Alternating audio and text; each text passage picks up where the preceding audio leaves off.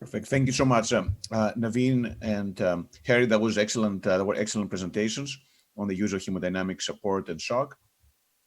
And I know this is a rapidly evolving field, but maybe we can kick it off with some comments from Harry. I know that the Sky Shock seems to be well established and used by many places around the world. What's the next step here? Once you have the classification, what is the next step for getting the outcomes actually better?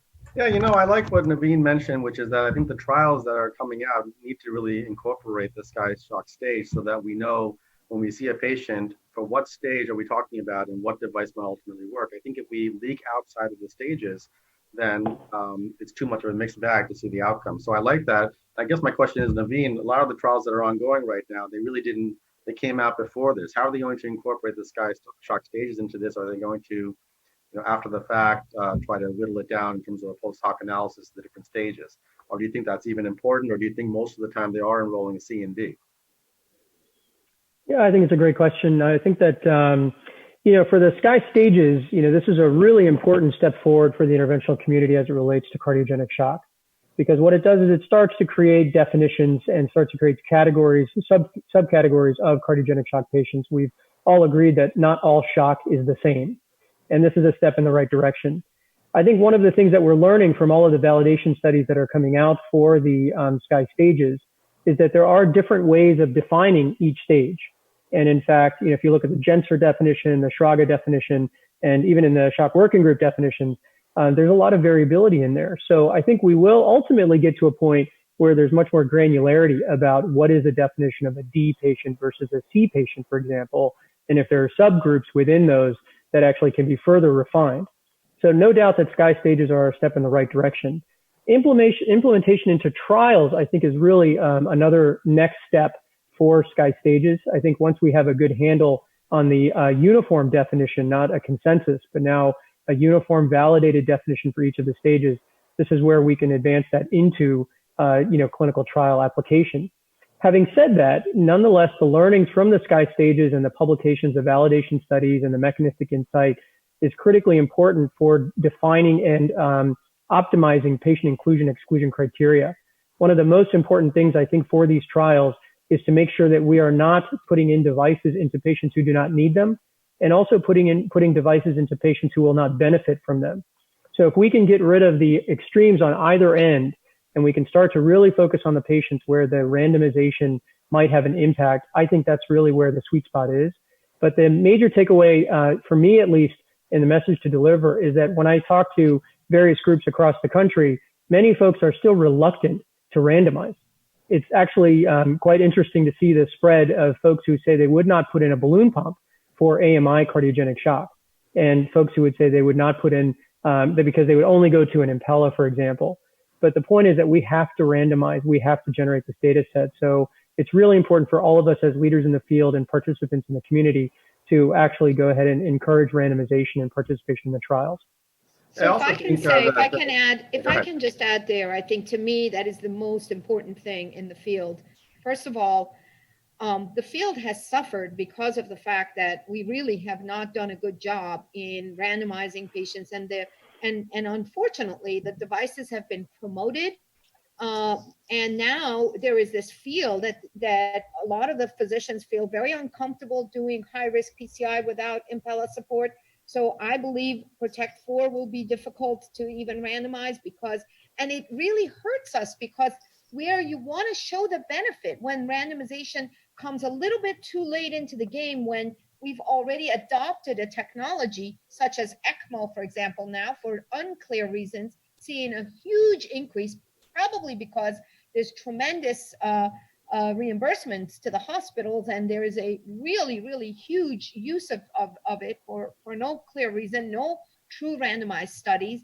And now you're in a conundrum of how do you randomize? So Benita, I know you and Naveen are both leading the CLIMB program, which is a fantastic program on this exact topic. How are you going to be ready to randomize patients? Naveen is asking for randomization. How many of us here on this panel will randomize in Protect 4, in DTU, in all of those? Will you be willing to do that? I know, Naveen, you will, but everyone else. Yeah, absolutely. I mean, one of the things you mentioned was high risk, right? How do you define even high risk? Unprotected left main in and of by itself is not considered high risk, right? We also know that not always ejection fraction is going to correlate with your cardiac index. Understanding your invasive hemodynamic measurements are incredibly important. The patient who comes in, the wedge isn't too high or the cardiac index isn't so bad. It adds to the data in terms of whether or not this patient is high risk, higher risk, not so high risk. One factor alone cannot determine that. And so we don't even, I mean, people use various definitions to define even what is considered high risk in terms of PCI and when to put in an axial flow device. So we have to randomize these patients. If nothing else, just to better understand who are those patients that are high risk and would really benefit from. Yeah, that's great. Manos, are you going to be part of these trials? Are you going to randomize, or will you be able to actually convince your group to do this? I mean, you lead the cath lab, so you could order them to do it. Yeah. Well, it's best to actually get a more collaborative approach to this. But I can tell you that actually for the door to unload, it's been very challenging for us. I mean, many people have strong feelings and they believe the delay in, now it's a different topic, obviously, the door to unload, but still there are concerns, as you say, with the potential complications. So I think we should randomize. I know Europeans are doing a great job. They have 3 or 4 trials running right now. Comparing ECMO with other means. I also think that the definition helps, as Benita was saying, because I think before all this, people weren't measuring lactates routinely in the cath lab. They weren't always getting hemodynamics and seeing just how low the index is. And a lot of these numbers are much scarier than we assume that if we just put in some device or a little bit of pressure, they make it better by the morning. But now that we see these numbers, I think it might scare us into realizing, oh, this is a stage C, this is actually a stage D. Maybe we do need more information in this population, or I'm more eager or less reluctant to be more aggressive, which I think some people aren't that aggressive still. Yeah, first of all, Naveen, great talks. And I think the Sky Shock classification definitely pushed us forward. We're talking about 3 different things here too now. High-risk PCI is 1, cardiogenic shock is 2, and then 3 is the door to unload trial, which is just really anterior infarcts. Let's concentrate on cardiogenic shock for just a minute, because I think it's some really important things. In 20 years since the shock trial, we have 15 randomized trials, and only 4 of them are more than 100 patients. And we just actually put together a summary of that. When you look at those 15 trials, none of them recorded GCS scores. Half of them didn't even record the number of patients who had cardiac arrest or not cardiac arrest. And only 2 of them or 3 of them showed whether you used hypothermia or not hypothermia. So not only are we not doing clinical trials, we're not even recording the important variables. Almost none of them had lactates. So a couple things that we've learned from the registries, from Naveen's registry and Bill O'Neill's, have shown, number 1, the importance of having a Swan-Ganz catheter and having data. Number 2, using lactates. And having more complete information. And a really important issue is cardiac arrest. And not only what percentage of these patients have cardiac arrest, about 50% of cardiogenic shock patients have cardiac arrest. And if you have both, you have much higher mortality than you have if you have neither. And so these issues are, number 1, we have to do good randomized trials, and we have to know which patients are in those trials so that we can actually analyze the data. And I do think, though, Naveen's registry is tremendous and has really pushed the field forward, and will allow us to design those trials with specific people. But it's important that everybody listening to this, you need to randomize your patients, especially in cardiogenic shock. And maybe I can just ask a final question of the panel here. I'm curious because, when I ask people about randomization for AMI shock, a lot of people reference the IBP Shock 2 data as a reason why they do not use balloon pump.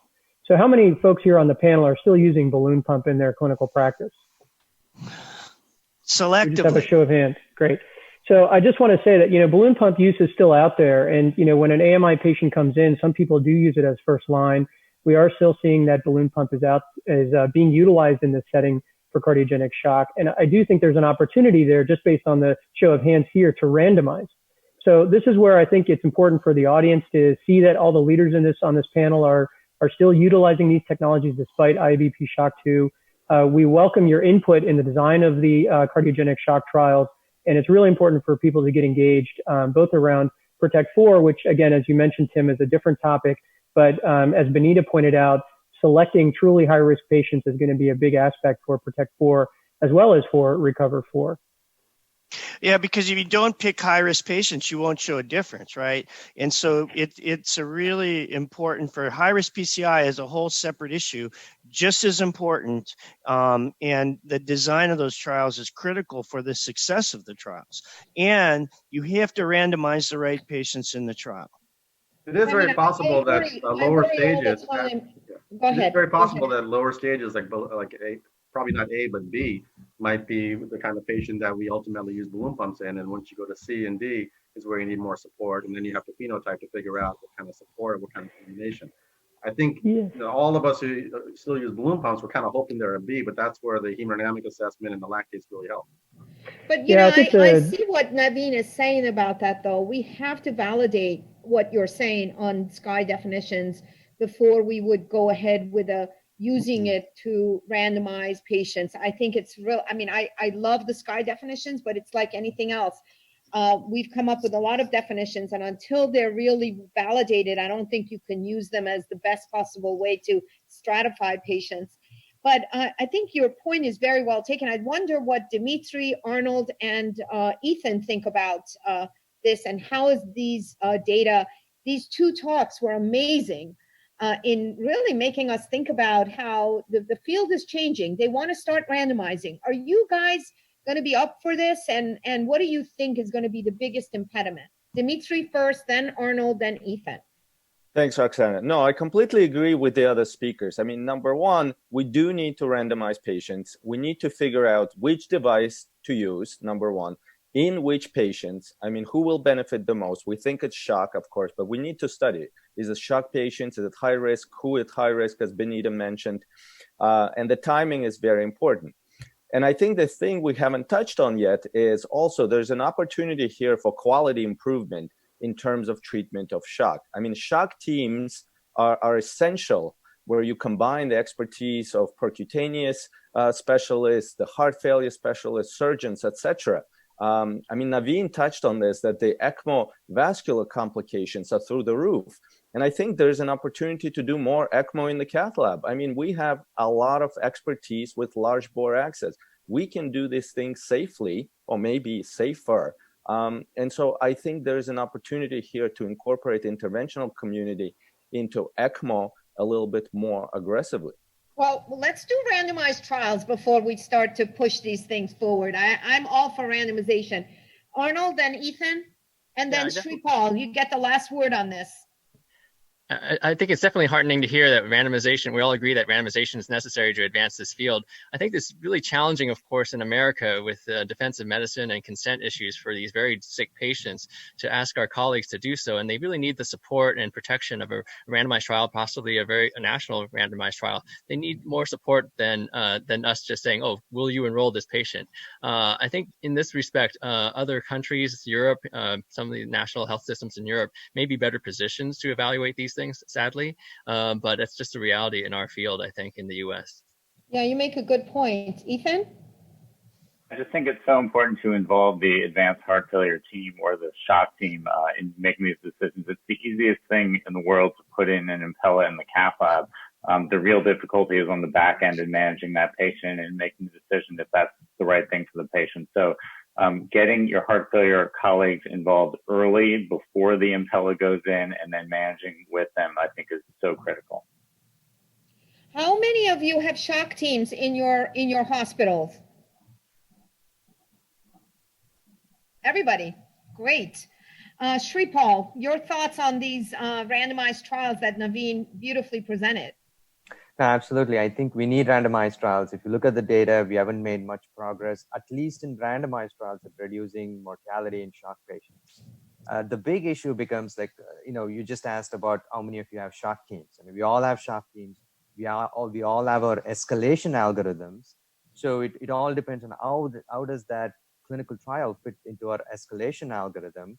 And I think so it needs much more of a discussion. And I really hope that FDA and payers would actually come into this decision before all of these devices become so widely used that it becomes very difficult for many of us, we're practicing to say, okay, we're going to randomize these patients.